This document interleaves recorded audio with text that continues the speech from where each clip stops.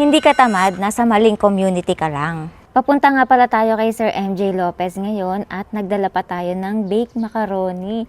Kasi aminin, mas masarap talaga mag-aral kapag busog. Finally, nakita-kita kami ulit ng SB Lead Community at grabe ang saya. At dito nga, napagtripan ko pa talaga yung besh ko. Hindi lang siya basta meet up eh. Ito yung lugar na lahat kami aligned, nagkakaunawaan, nagkakaintindihan. Hindi siya yung, alam mo yun, kukwestiyonin bakit mo narating yan, hindi mo deserve yan.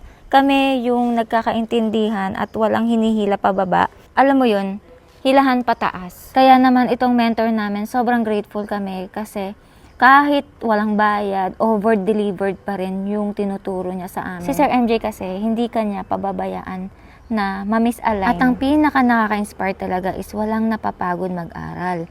Kahit busy kami sa life, tuloy pa rin ang growth. Dati, akala ko kami lang ang bahala sa pangarap namin.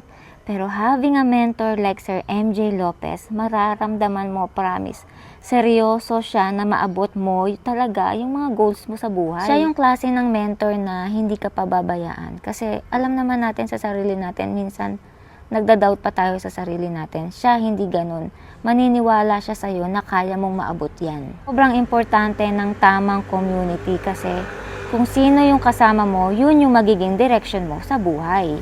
At alam nyo ba mga kaibigan, after this ay na-invite naman tayo sa Alabang to meet the Kasosyo Malupit Group. At napansin lahat ng mga kasosyo natin doon yung kakaiba sa aming mag-partner. So yung secret sauce, malalaman nyo na lang yan dito sa community ni Sir MJ Lopez. So kung gusto mo rin ng ganitong environment, growth, support at totoong guidance, hanapin mo yung tamang community na magpapalakas sa'yo, hindi magpapahina. Kasi promise, iba ang laban kapag hindi ka nag-iisa.